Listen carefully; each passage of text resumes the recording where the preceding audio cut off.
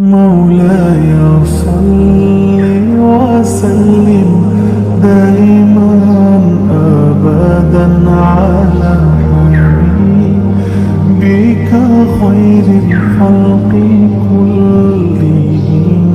مولاي صل وسلم دائما أبدا على حبيبك خير الخلق